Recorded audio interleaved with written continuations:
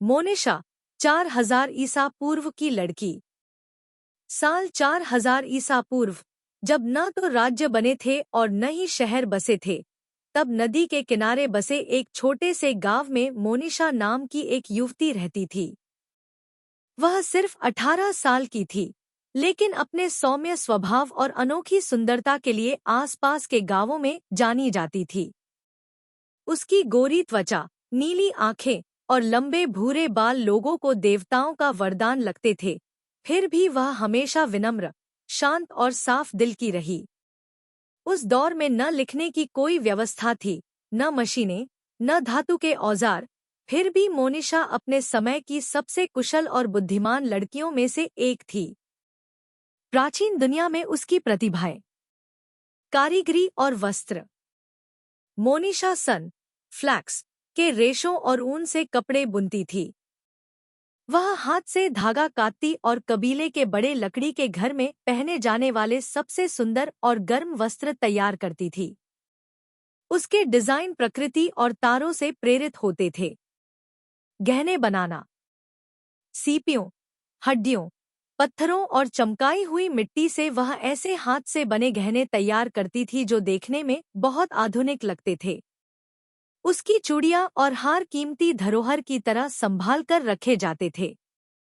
खाना पकाना और सेंकना, पत्थर के चूल्हों और मिट्टी के बर्तनों में वह चपटी रोटियां सेंकती, तरह तरह की सब्जीदार खिचड़ी स्ट्यू बनाती, जड़ी बूटियां मिलाती और ऐसा भोजन तैयार करती जो कड़ी सर्दियों में भी परिवार को मजबूत रखता था। संगीत, पियानो या वायलिन से बहुत पहले के समय में वह इनके प्राचीन रूप बजाती थी। तारों वाला हार्प जैसा वाद्य, जिससे मधुर धुन निकलती। सरकंडों से बनी बांसुरी, जिसकी आवाज घाटी में दूर तक गूंजती।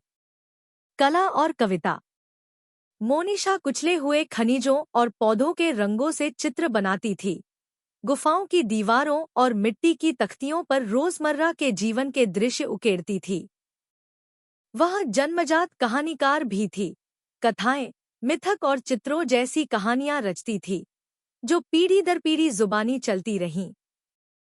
प्राचीन ज्ञान की संरक्षक, हालांकि उस समय कंप्यूटर नहीं थे, फिर भी उसकी बुद्धि उसे कबीले की समस्या सुलझाने वाली बनाती थी।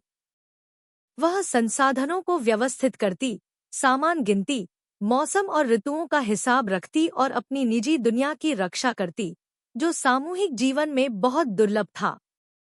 उसका स्वभाव, इतने प्राचीन समय में भी मोनिशा थी। घमंडी नहीं, लालची नहीं, शांत और दयालु, अपनी निजी जगह की रक्षा करने वाली, मेहनती और आत्मनिर्भर। वह अपने कर्तव्यों, अपनी कारीगरी और अपने अंदर की दुनिया के बीच सुंदर संतुलन बनाए रखती थी और 4000 ईसा पूर्व में सुंदरता, कौशल और बुद्धिमत्ता की एक जीवित मिसाल बन गई।